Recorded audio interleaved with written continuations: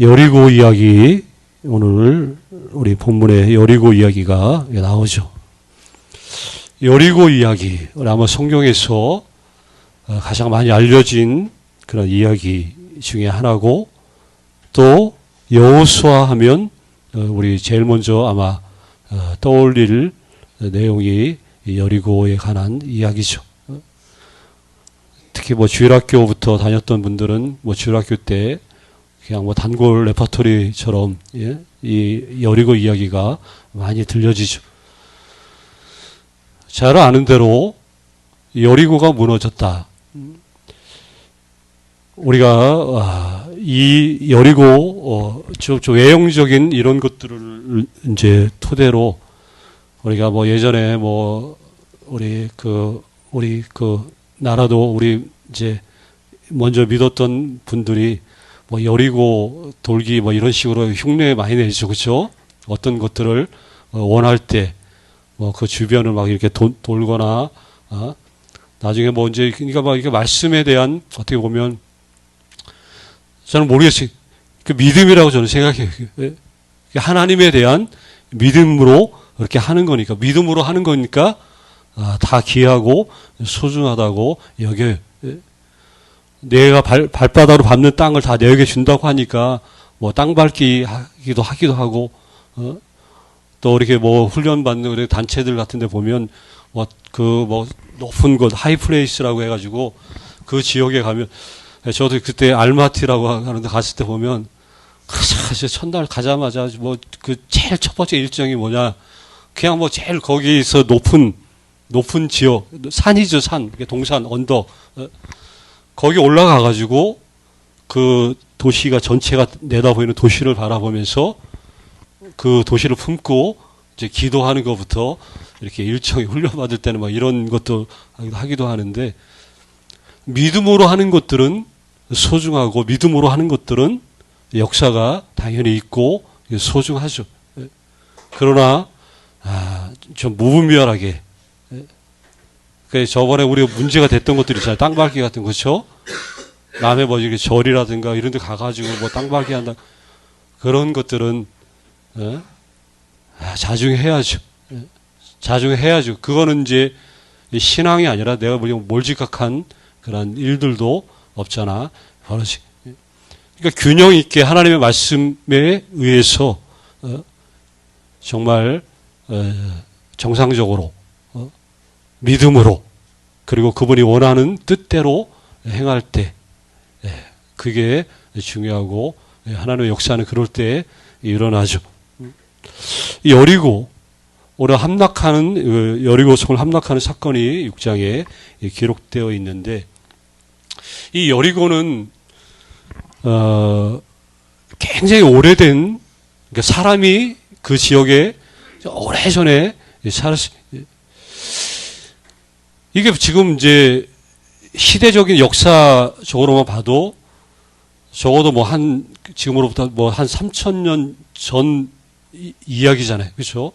기원전 보통 우리가 13세기라고 하니까 예수님 오기 전에 이미 1300년 전에 이 여리고 이 여호수아가 활약했던 당시가, 그러면 그 3,000년 전이면 우리나라는 글쎄 나라조차도 없었던, 모르겠어요.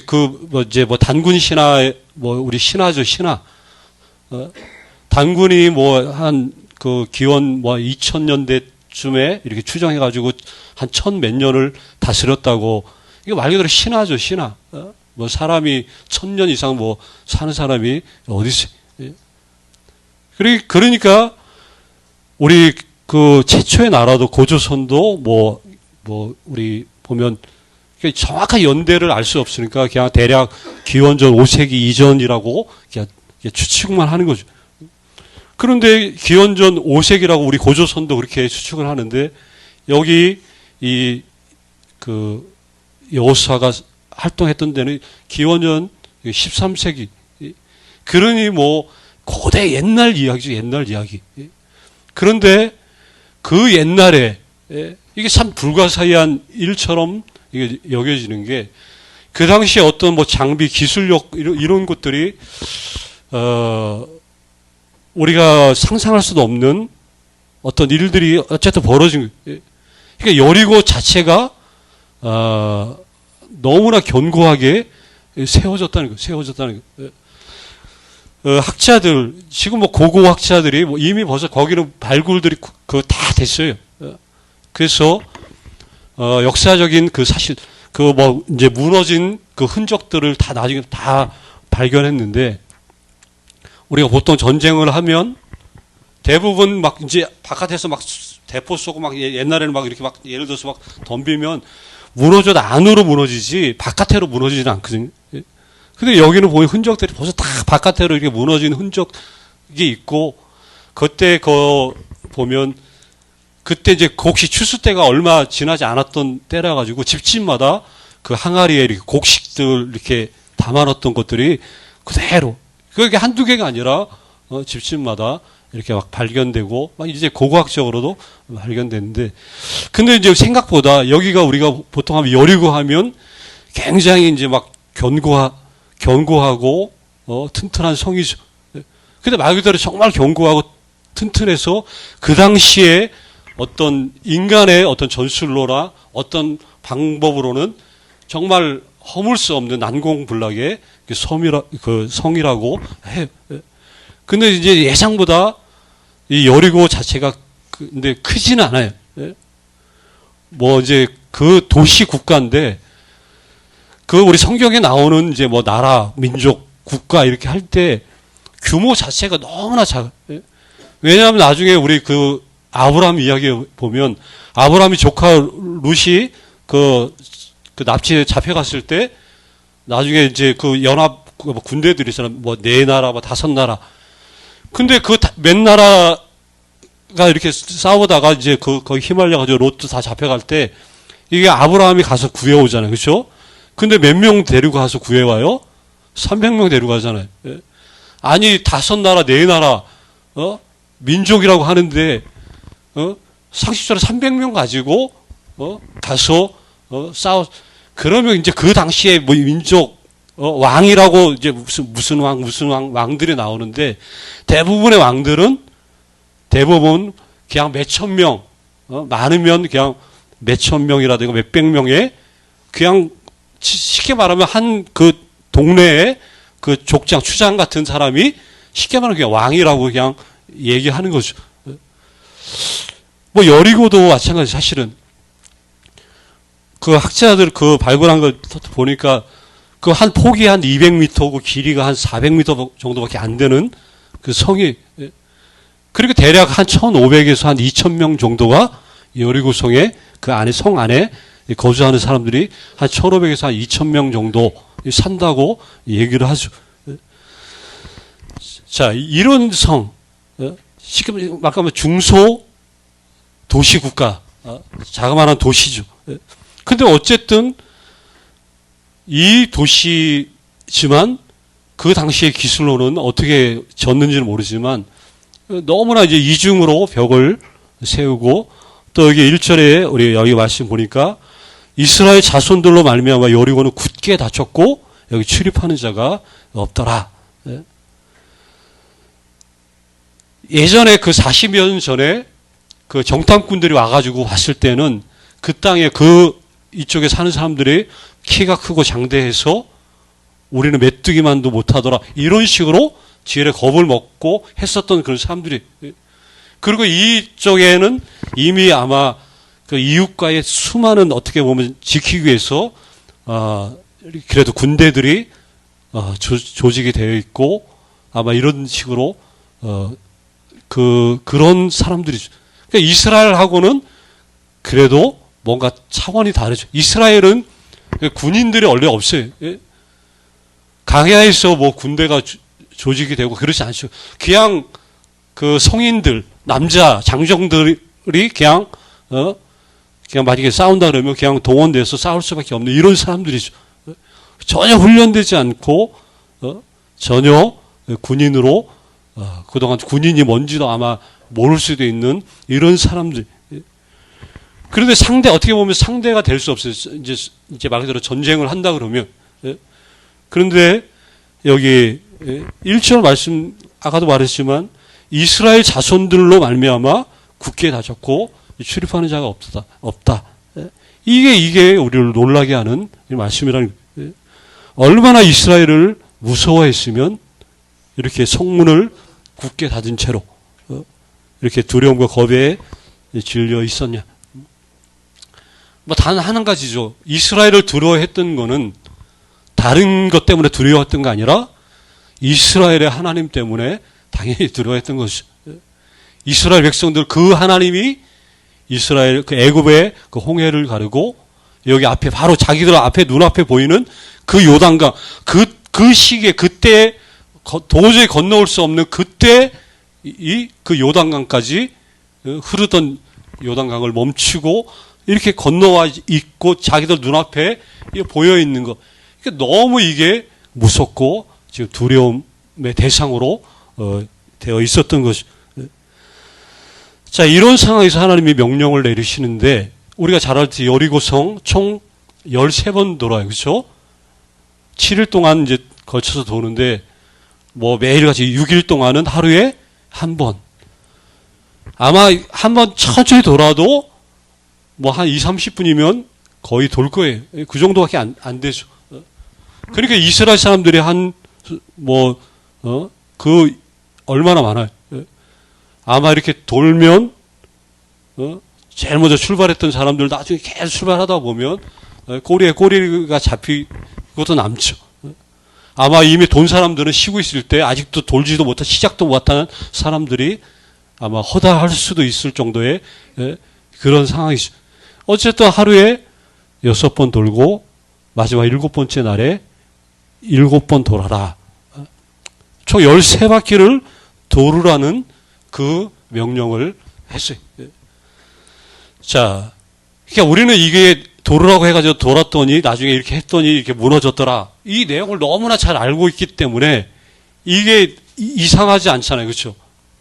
13바퀴 돌았다고 했는데, 돌으라고 했는데 이게 생각할 때 이상해요? 안 이상해요? 전혀 안 이상하죠. 그렇죠? 이상해요?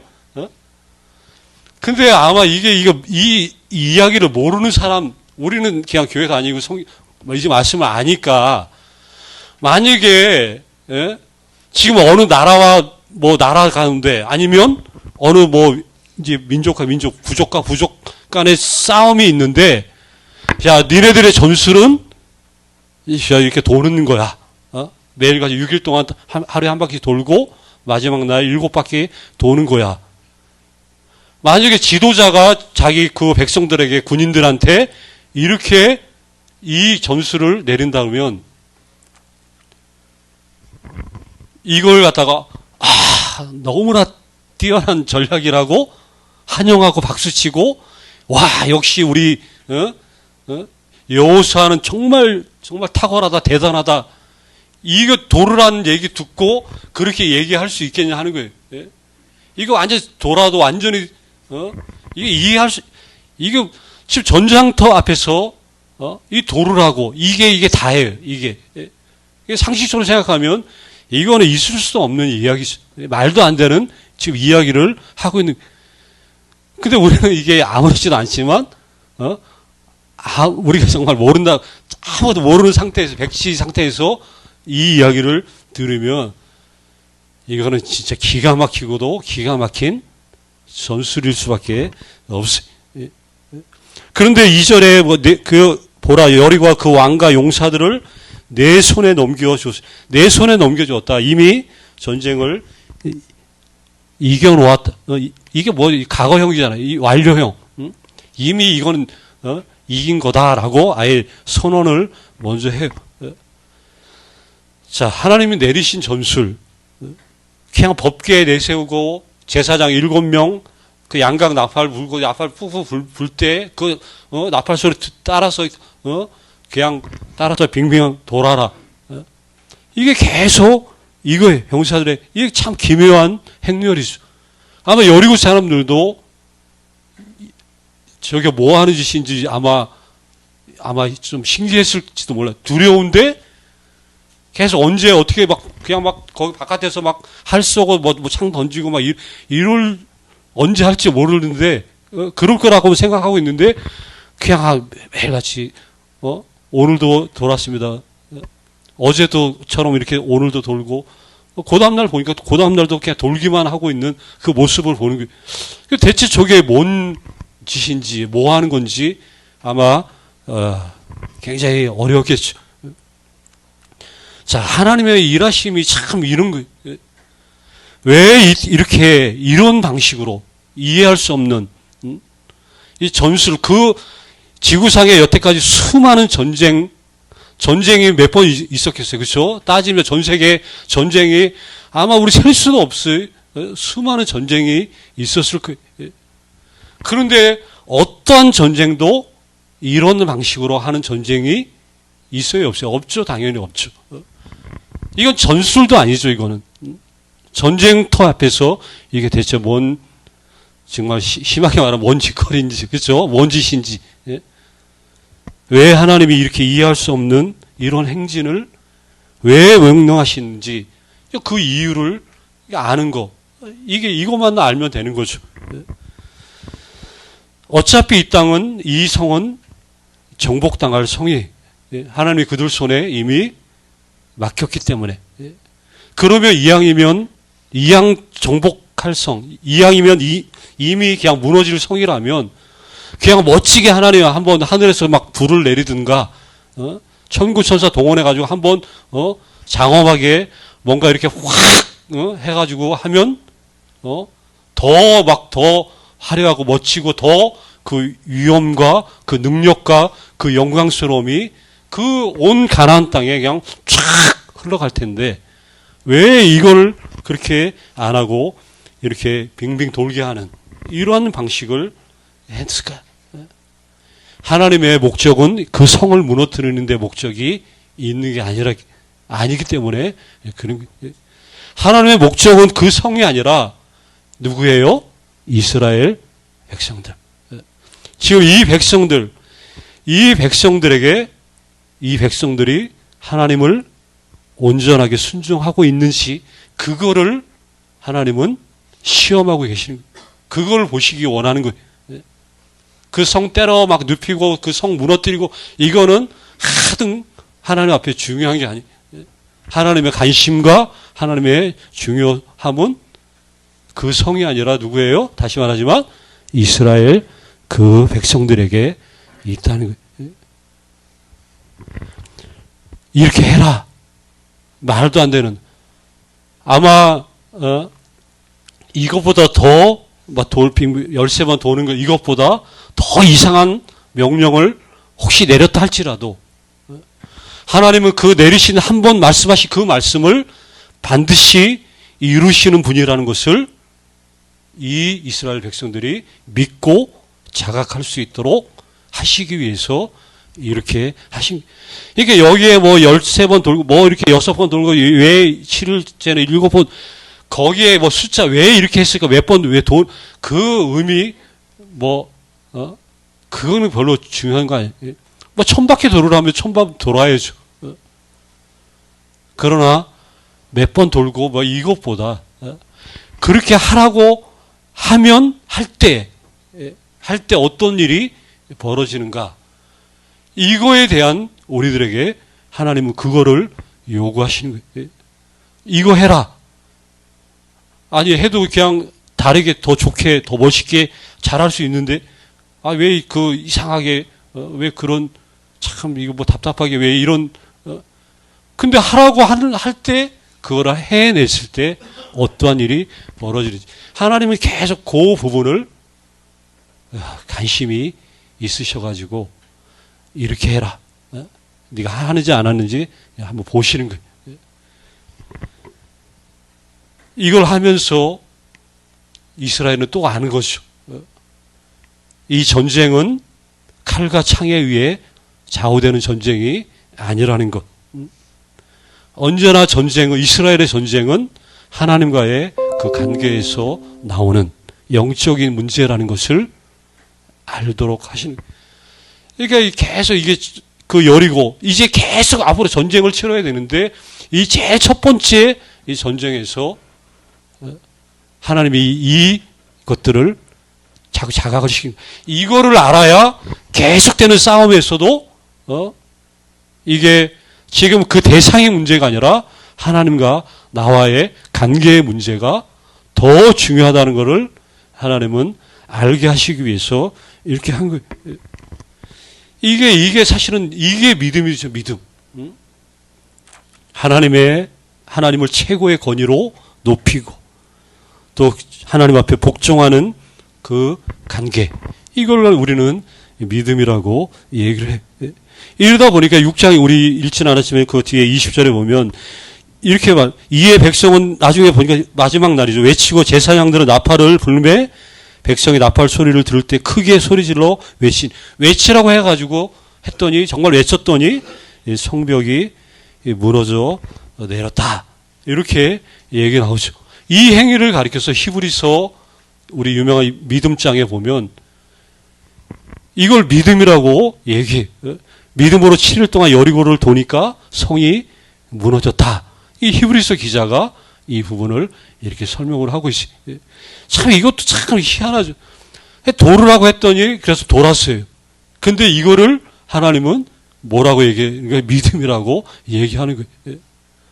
그러니까 우리가 하는 모든 일들, 우리가 주님을 위해서 하는 모든 일들, 아니 주님을 위해서라고 하는 것조차도 우리가 모르고 그냥 떠나서 내가 이거 주님을 위해서 내가 이 일을 해야지 그렇게 생각 안 해도 그냥 내가 예수님을 믿고 하나님을 믿는 그분의 백성이기 때문에 그냥 백성된 자로서 행하는 모든 그 일들 그 자체가 뭘로 하나님이 여겨주시냐?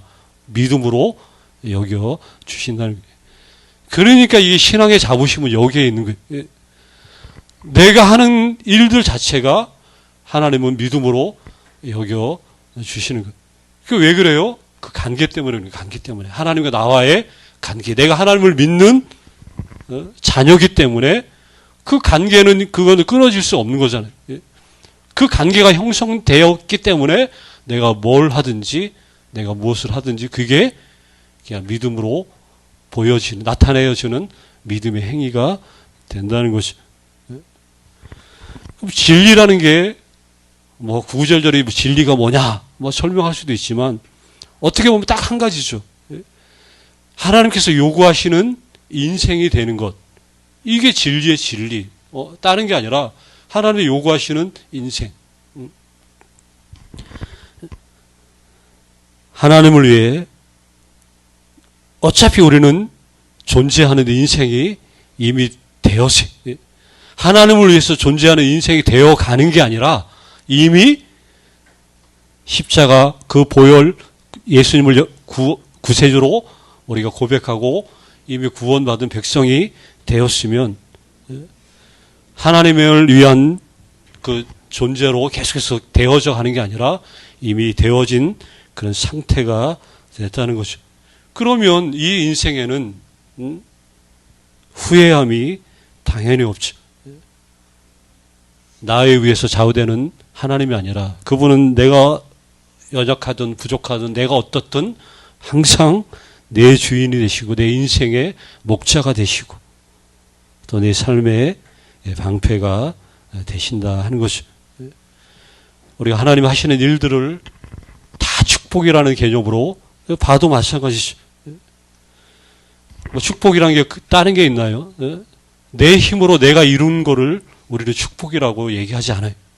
그냥 하나님 하시는 모든 일들을 가리켜 축복이라고 우리가 말할 때 이 믿음으로 사는 것이 결국은 축복이고 또 이러한 승리를 가져오는 아주 결정적인 요인이 된다 하는 거죠. 자, 우리 승리는 믿음으로만 가능하죠. 근데 그 승리를 불러오는 그 믿음은 어디에서 나오는 거라고 했어요? 관계. 하나님과의 관계. 근데 나는 그 관계를 맺기 위해서 내가 노력하고 더 이상 막 애쓰고 막 그렇게 해서 더 깊어지고 그런 관계가 아니죠. 이미 내 정체성, 내 그 존재 자체가 하나님 안에서 규정이 되어 있지. 나는 주님의 백성, 주님의 자녀. 그러니 내가 하는 것들은 자동적으로 믿음의 행위가 될 것이고, 그 믿음의 행위는 이 여리고보다 더한 그 어떤 것도 우리는 무너뜨릴 수 있는 그 보장된 승리를 이미 받고 사는 그 복되고 영광스러운 존재다. 이 사실을 우리가 놓치지 않았으면 좋겠어요.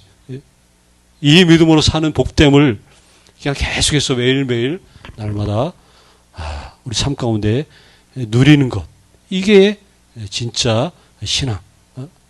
그래서 주님을 기뻐하고 감사하고 하루하루가 주님 안에서 정말 감사하고 기쁘고 또 이 사는 것이 얼마나 복된 것인지 그냥 이걸 기억하고 살아간다면 가장 행복한 사람, 가장 영광스러운 하나님의 자녀로 우리는 내 달려갈 길을 지금 잘 가고 있다는 그게 표시가 또 되겠죠.